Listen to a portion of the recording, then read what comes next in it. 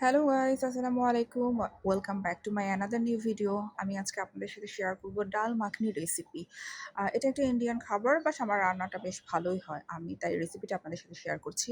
আমি প্যানে একটু মেথি আর সরিষা দিয়ে একটু শুকনো মরিচ দিয়ে ফোড়ন দিয়ে নিয়ে তার সাথে পেঁয়াজ, রসুন এগুলো যে মসলাগুলো রেগুলারলি আমরা রান্নায় ইউজ করি, এগুলো সব দিয়ে দিচ্ছি।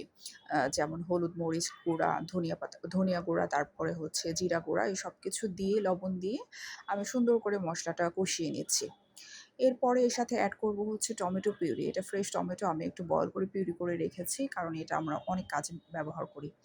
সেজন্য এই পিউরিটা কিন্তু এই রান্নায় খুবই ইম্পোর্টেন্ট। তো এই অনেক একটু বেশি করে আমি টমেটো পিউরি দিয়ে দিচ্ছি। দেন মসলাটা কষিয়ে আসলে তারপরে দিয়ে দিচ্ছি বয়েল করে রাখা মাসকলাই ডাল এবং যেটা কিডনি বিনস বলে। এখন সব ধরনের সুপার শপে এই বিনসটা পাওয়া যায়, যেটাকে আবার অনেকে রাজমাও বলে থাকে।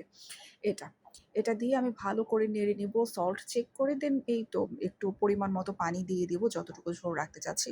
অনেকে এটার সাথে দুধ অথবা ফ্রেশ ক্রিম এড করে। আমি কিছু এড করছি না, কারণ এভাবেই খেতে আমাদের কাছে বেশ ভালো লাগে ভাত কিংবা রুটির সাথে। Thank you.